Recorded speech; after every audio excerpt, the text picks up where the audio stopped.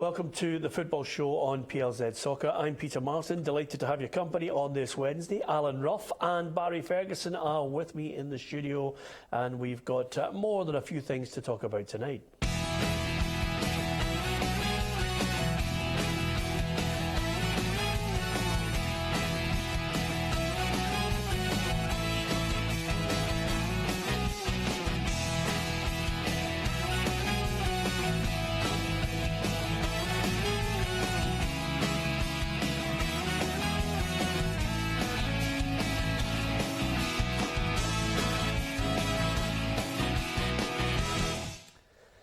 Yep, lots to get our teeth into. Ruffy and Barry here with us. Of course, everybody celebrating, well, not everybody, but the majority of football fans celebrating the announcement that Hampden will remain the home of Scottish football.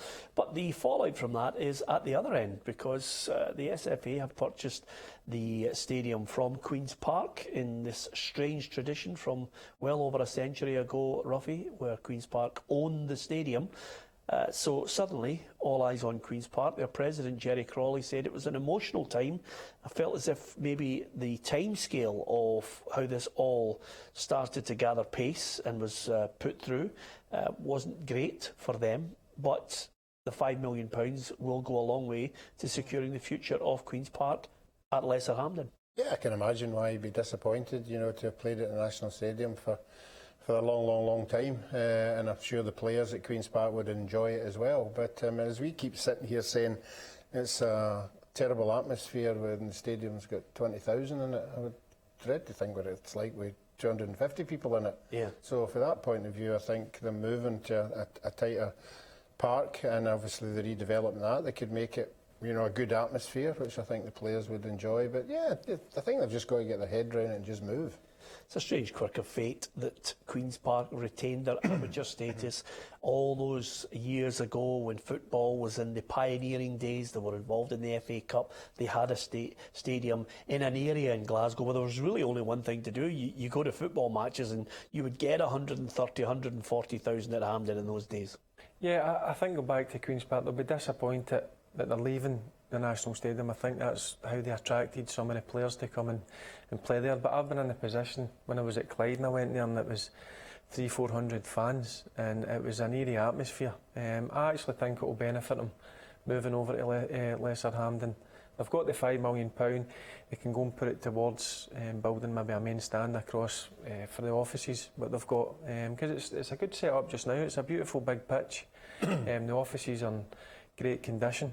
So I think in the long run, it's a hard one for them because they've been there for such a long time, but I think in time it will be good for them. Yeah, absolutely. I agree with you there on that. Of course, the big job now, never mind Queen's Park getting $5 million, the SFA might have to find upwards of, 50, 60, 70, let's pluck 80 million from somewhere to redevelop Hampden. And clearly, there'll be a few close to home that the SFA Chief Executive Ian Maxwell will be calling on. Obviously, finance plays a big part in football.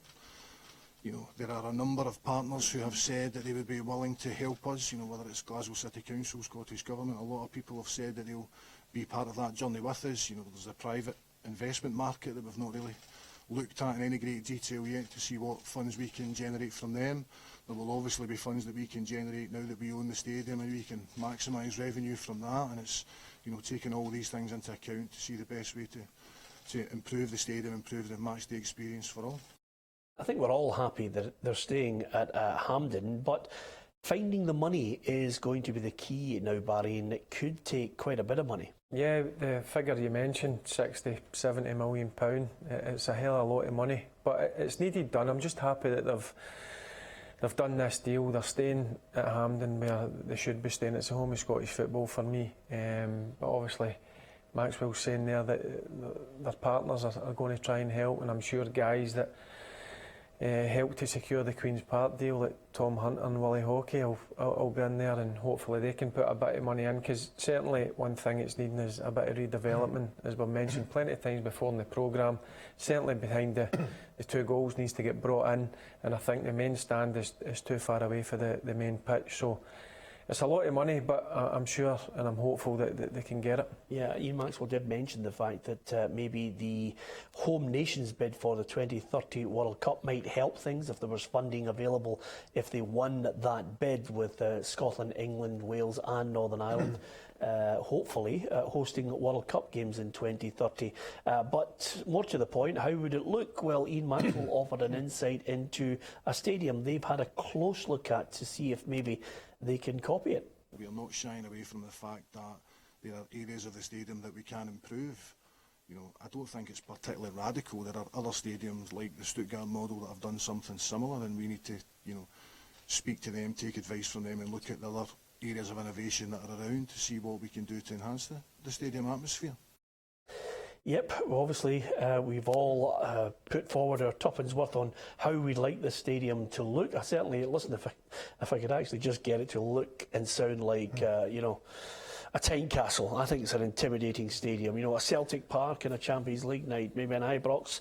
You know, that all of those stadiums have that real close proximity to the pitch, roughly. Yeah, I think we'd all agree with that from a excuse me, from a supporter's point of view and a player's point of view. There's nothing better than playing in a cauldron. You know, it just seems to bring the best out of you, you know, because, you know, everybody's breathing down on top of you. But I think it needs to be more than that for the fans as well. It needs to be something that you're turning up to. You know, we've been to, remember we went to Amsterdam and there's cafes, there's restaurants, Did there's we bars. go to the football after that? I can't remember. Did we Yeah, we bother? did. Yeah, we did. Well, we're not window shopping and then we just chucked it. No, that was in the afternoon. Some of us went out spending and buying things, you know, but just go to watch. Where are you going, Ruffy? No. Just go to watch what you buy, you don't get back into the country. No. But what I mean is, no, they all seem to have hotels. I think there must be investors out there. You have to bring investors in to make money, you know, in a hotel or shops or something. But the biggest problem for me is transport, getting to the game. I mean, hold on a second. What's the biggest problem? There's two train stations. Yeah, you know, literally walking distance to the park. It's a nonsense, Ruffy. Yeah, but I think the biggest... There is a new motorway. There's two train stations. You know, the only thing that slows the whole process down is the fact that they seem to somehow think it's a good idea to have 9 sets of traffic lights that slows everybody down from every area. If they just actually got to the point of saying, right, OK, let's get people in quickly to the areas where we know they can park, what's the problem? Well, I know a lot of us are going on about the atmosphere. Look, I've played in some games where it's been terrific, but we do need to bring it in, as we're saying. But I think for the fans, it's not a great stadium for match day experience. I mean, you go and, as you say, you've been to Amsterdam, I've been to the Munich stadium. You go there and there's, as you say, there's lots of things to do. There's not a lot to do at Hampden. So that's one of the things you might need to look at as well. Yeah, but I think, you know, I get the match day experience. That's as things progress. You know, you suddenly do that. But first and foremost, get them in there and get them wanting to go to the game. You've mentioned it on countless occasions. Let's get a team to be proud of. That'll create an atmosphere. But let's also make it an intimidating stadium that suddenly other teams don't like coming. Yeah, I know. And then, I can see where Scott's coming from, you know, that... you're talking about Scott Brown, obviously. Yeah. He's rubbished it. He says it's one of the worst atmospheres ever. Well, no, I think he's just maybe isolating, you know, the nights that it isn't rubbish. Because we've been in there and we've been playing Italy and Spain and it's been electric, the whole thing. Place has been absolutely bouncing. All right, the games that maybe he's played in, where there's been 15, 20,000. I can agree with him there that it isn't a great atmosphere. What about your personal experiences, though? Personal experience I just enjoyed every minute. You know, they just maybe we got bigger. I don't remember playing in front of 20,000. Maybe it's the team thing that we were qualifying for World Cups and everybody was on board and everybody was turning up and the stadium was full. I don't remember ever playing in a Scotland game that the stadium wasn't full. Well, the funny thing is, and you're right there, Ruffy, because as a kid, you know, watching Ruffy and the team that he was in, you know, I was going to Hampden, you know, this is great. I can go and see Ken Dalglish, Graham Souness, Gordon Strachan, you know, all the guys that had started, you know, some of them had started up in Scotland, Barry, but had moved down south, and you thought you don't get to see them as regularly as you would have hoped. Yeah, I understand that, but I'm going, for my experiences, I've had some great times at Hampden. I've had playing in some massive games, Italy, Holland with the national team, and when you go with your club and you're playing cup finals or semi-finals, the atmosphere's been great. But on the other hand, I can understand where Scott Brown's coming from, but if he's got to look at it, he's played in cup finals and some massive games for Scotland as well. The atmosphere's been unbelievable. I've played in games with him, and it's been really good. Yeah, but can I ask you this? And this is probably the thing that's clouding the issue here maybe for Scott. I don't know, I can't read his mind on these things, but Scott Brown's played in some very special Champions League games at Celtic Park where there's 60,000 and he's had several where they've been the underdogs and somehow come up with a result to remember. So maybe he's looked at it and thought, even in a good I've had the same. Well, I was going to say, you've had some great results at Ibrox. I had some unbelievable. I mean, the Champions League nights at Ibrox were unbelievable for me, atmosphere-wise. But on the other hand, I've played in Scotland teams. In the two games that I mentioned, Italy, I'm sure you were commentating. Yeah, I was. In the Holland game, it was brilliant. We beat them 1-0. It was electric. And then the cup final, Celtic and Rangers, the semi-final with Celtic and Rangers. It has created a very good atmosphere, but on the other hand, when you're talking about when there's 20,000 fans, it is a struggle. But then again, that's where I think they should maybe move. If they're not selling tickets, take it to a Tynecastle or Easter Road, which and he's is going perfect. to do that. Great, I think it's great. I think Alec hit it on the head. It's up to the team to make the supporters want to come. Yeah. Because I think we all know if that stadium's full, and the Scottish supporters are so vocal. And when you see England games with the stadium full at Wembley and it's a morgue. Yeah. There's nobody singing, and at least their supporters, when full, make a noise. They make you feel as if they're right behind you. I mean, a lot of stadiums, it's all right, Scott's saying, I've been to that stadium and that stadium.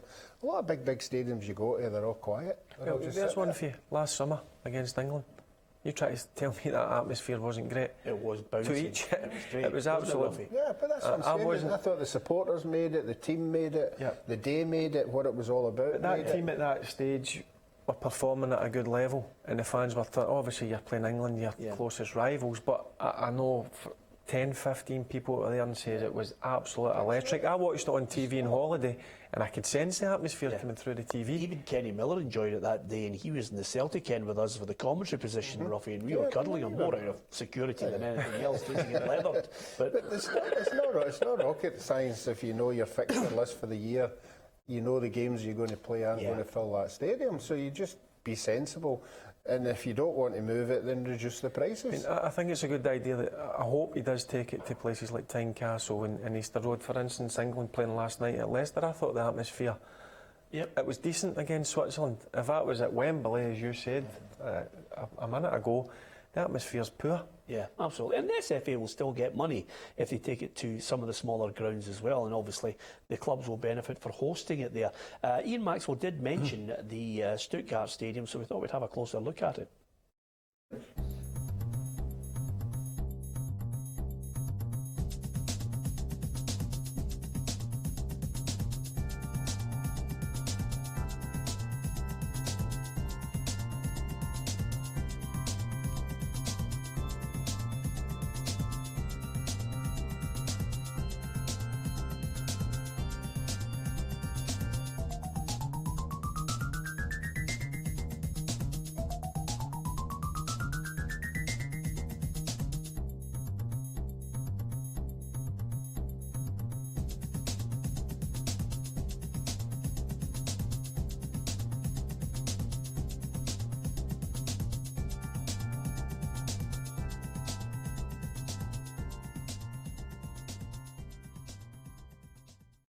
You can offer us your thoughts on that. All you have to do is go on our Facebook, facebook.com/PLZ Soccer, Twitter account, and of course YouTube. Just down below, if you're watching the programme, give us your thoughts as well on that. One thing I would say, Ruffy, just looking at the Stuttgart Stadium, I've been in it on a couple of occasions. I still would make sure it's in even closer. I would. I mean, there's a little gap there as well. I would push it right to the edge. Yep. You know, I would not be leaving any kind of track, any kind of, little area which is distancing itself from the park. I'd be right on top of it. Yeah, same as Barry said there, Ibrox, Parkhead, Yeah. Hibs, Hearts. You know, that's where the atmosphere is when the supporters are right behind the goals. That's where you get, and obviously if it goes up structured in a way that the supporters are getting a good vantage point for one end of the stadium, that's what you want. Just one little point I was going to make to you guys as we look back on Scotland-Albania. You called it, Ruffy, 2-0. Quite a lot of people mentioned it to us on social media that you were right on the mark with 2-0. I think, did you and I go for 2-1? 2-1. So it's changed the scores over the course of the predictor. Here we are head to head then, and I was in the I was in the lead at one point and quite comfortably, and I'm almost certain you're up to some kind of jiggery-pokery you with the scores. I'm going to take a closer look at this, but nevertheless, in the middle there, Barry, you're out in front again? Yep, I was a bit worried, I'll be honest. Last week you were out in the lead, but I think I'd agree with you. I think we need to look at Ruffy's count. I'm not sure if it's correct or not, if he's marking down the right results. Yeah, well, Look, if I wasn't marking down the right results, I'd be in the lead by a considerable amount. exactly, which has happened. I should have actually looked at it closer last season. Anyway, apart from that, 2-0 was the scoreline. Stephen Naismith, one of your old mates, had a good performance, scored a couple of goals, could have had a hat-trick, to be honest with you. Missed a sitter. And Alec mentioned in the press this morning that he's put himself in the box seat to start in Israel. Yeah, I thought he played very well the other night. I'm surprised he wasn't in the original squad, Nazy, because I think he's had a good start to the season with Hearts, and Hearts as a team have been doing really well in the league. But listen, he came in last night, I had no doubt about his ability and his work rate, and you could see him on the pitch. He was on it, players all the time. If they dropped the level a wee bit, he was geeing them up and letting them know, because that's him just showing his experience. But delighted for him, never in any doubt. When I seen the team, I must admit I was surprised, but he proved everybody right. Good choice for Alec McLeish, and Nazy paid him back with 2 good goals. Yep, the manager seemed happy with him. Stephen Naismith was showing up really well in training also, but he's continued the good start that he's had, and we got Lee on. We wanted him to get minutes as well. He's still very important to us, as are all the guys who didn't play. The system sometimes doesn't suit the player. Well, we're getting into a healthy state where if you're not in the starting lineup or you're not in the squad, you have to fight for your place now, and hopefully more and more wins will force people to be really enthusiastic about trying to get into Alec's squad. So with that in mind, Ruffy, it would be remiss of me not to mention another positive result. The under-21s get a good 2-1 win away against the Netherlands, and Hornby's double has suddenly got us to a situation where we're still in with a chance. We'll get Ukraine second place, neck and neck. We've got them next. Yeah, I think it's second place we'll be going for. I think England are so far ahead, and you just see the quality that they've got on their side. So if there's a second place to go into playoffs, that's what we should be going for. But certainly to beat Holland over 2 games, is great. Yeah, it's amazing, Ruffy, as time goes by, and everybody is obsessed with what happened exactly this day all those years ago. Barry looks fairly calm at the moment, but 11 years ago, I think it's fair to say he was breathing rather heavily. In fact, he was like the other 10 teammates on that fateful night. I think it was at one stage, I think he had a trumpet just hanging over just to blow it just for the retreat. To be fair, to blow the trumpet for retreat suggests that there's still some space in behind you can go back to. But they were right on top of Craig Gordon. That was one of the games where you come in, magnificent result, performance. We were just hard to break down. A typical Scotland performance at that time. But after that game in that dressing room, the guys were dead on their feet. Yeah, it was quiet. Where you think they'd be celebrating or whatever, but we're that shattered. The amount of effort and the work rate for that team that night, and including the guys that come on, was for me unbelievable. Yeah, and just in case you're thinking you just dropped in from another planet, you're thinking, what are these guys on about? Parc des Princes, it's 2007. It's France 0, Scotland 1. I remember thinking, if I get a chance, I'm going to shoot, which sounds stupid because I was playing up front and you would think, right, well, I'm going to obviously have a shot. I'm a striker. But I just thought, shoot. McFadden drags it down now. Long way out. Oh, what a goal! What a goal! What a goal by McFadden! Magic from James McFadden! He's a genius again for Scotland! They've been suckered in the Parc des Princes! James McFadden from 40 yards into the roof of the net! Picking out Landreau! France 0! Scotland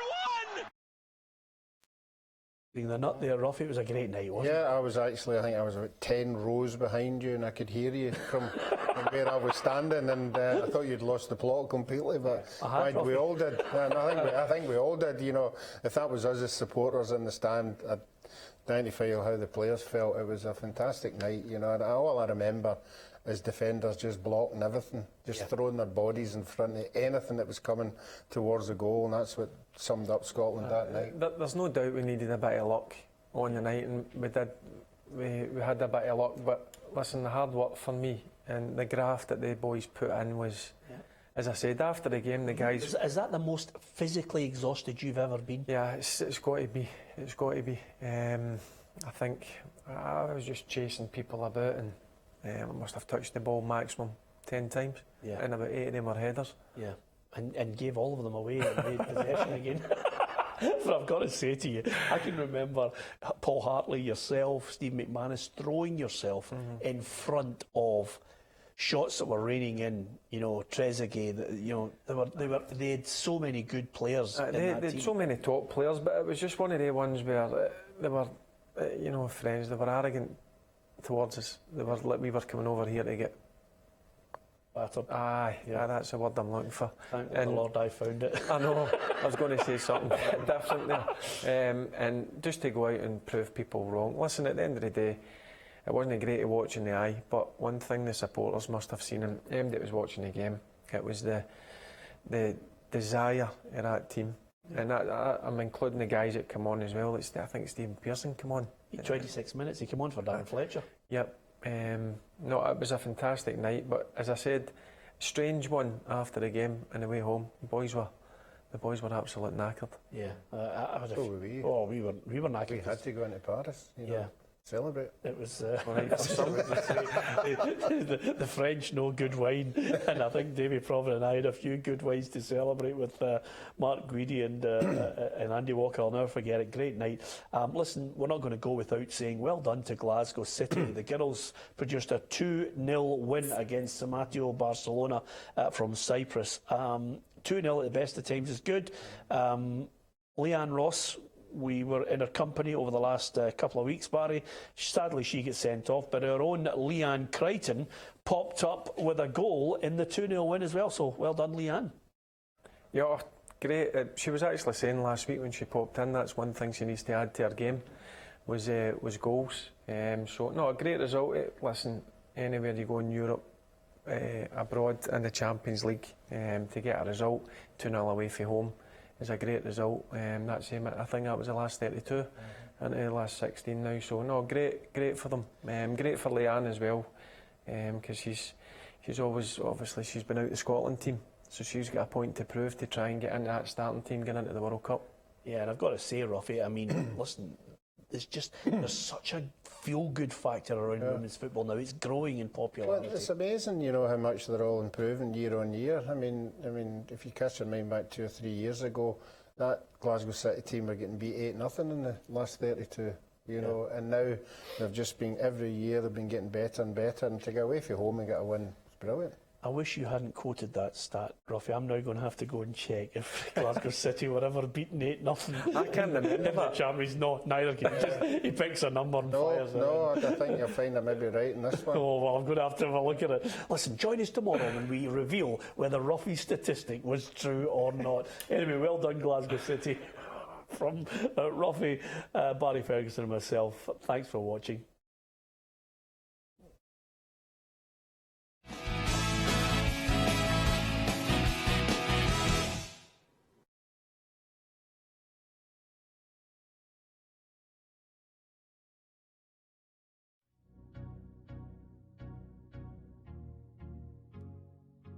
I never really experienced racism at school. Kids weren't racist to me. I had lots of friends with lots of different backgrounds, but I recall racism. I recall racism in the streets I walked, in terms of being in the city centre and having glass bottles thrown at us, or racist terms shouted at us, or walking down the streets, certain streets that you knew not to go down.